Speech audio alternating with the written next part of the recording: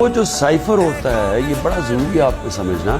وہ واقعی اس کو سیکرٹ رکھنا، اس کو خفیہ رکھنا بہت ضروری ہے، کیونکہ ایک دفعہ وہ کوڈ دنیا کو پتہ چل جائے تو سارے جتنے بھی آپ کے ایمبیسڈر خفیہ میسیجز بھیج رہے ہوتے ہیں فورن آفس باہر کی دنیا سے، وہ سارے پبلک ہو جائیں گے۔ جو سائفر آتا ہے فورن آفس کے اندر وہ کبھی کسی کے پاس نہیں جاتا، وہ صرف فورن آفس پہ رہتا ہے، وہ چوری نہیں ہو سکتا۔ جو ہمارے پاس آتا ہے اور جس میں prime minister, president, army chief, ISI کا چیف اور پھر ایک جاتا ہے کیبنٹ سیکرٹری کے پاس، یہ یاد رکھیں کہ یہ وہ سائفر نہیں جاتا، یہ سائفر کا جو مفہوم ہوتا ہے وہ اپنے لفظوں میں لکھ کے ہمارے پاس پہنچتا ہے۔ تو سائفر فورن آفس میں رہتا ہے، وہ کبھی وہ نہ چوری ہوا ہے، نہ وہ اور کوئی دیکھ سکتا ہے، نہ پرائم منسٹر، ہم کوئی نہیں دیکھ سکتے، کیونکہ یہ